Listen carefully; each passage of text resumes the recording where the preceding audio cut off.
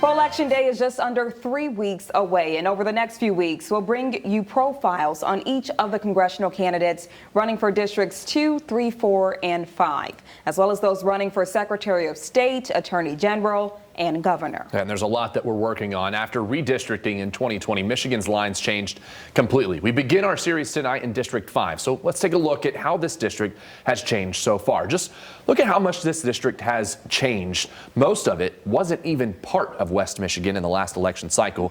2 years ago, voters in Genesee, Saginaw, Bay, and other counties stretching along the western shore of Michigan cast votes in District 5. This year, voters to the south and parts of Cass, St. Joseph, and Branch counties will decide who represents the 5th district. It's quite a change, even including parts of Kalamazoo and Calhoun counties as well. Our first profile tonight is with Democrat Bart Goldberg, who faces GOP incumbent Tim Walberg in this new district. I sat down with Goldberg, who says while he's new to Michigan, he's ready to serve.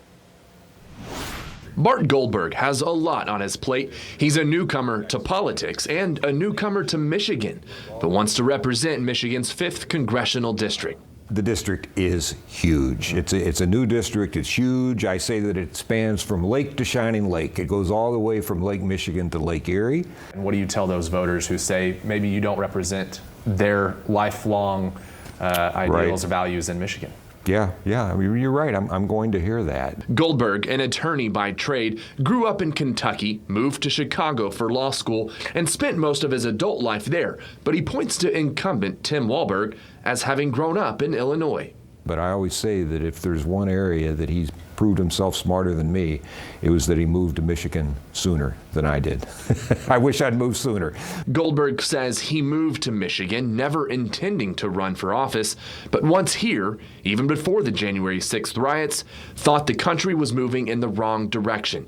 He felt more compelled after the districts were redrawn, and Walberg would now be representing Bart Goldberg and his community. He's just, from my point of view, part of the problem. He's somebody who plays the partisan games, riling up the base, and the thing to me that was just absolutely disqualifying, and the real reason I ran is he voted to deny the election results on January 6th. So number one about what makes me different between my opponent and myself, I'll have the guts to ratify an election no matter which party won, because our nation is so much more important than any political party. But there are other clear differences between the two. Goldberg is pro-choice when it comes to abortion, saying he trusts women to make that decision. He wants to change the age to buy military-style rifles to 21, similar to handguns, and he supports strengthening background checks. I asked what his first objective as a legislator would be if voted in. That's a great question. I don't know what would come first. You know, one pledge I've made is this. Agriculture, obviously, is a big industry in Michigan and southern Michigan. And in Congress, there's 51 members of the Agriculture Committee. So you might think that we have a handful of them. We don't have any. So I have pledged that that will be my first choice for a committee assignment.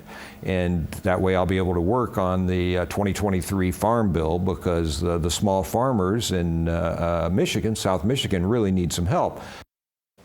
And of course, our coverage is just beginning. Coming up tomorrow night at 10, we step across the aisle.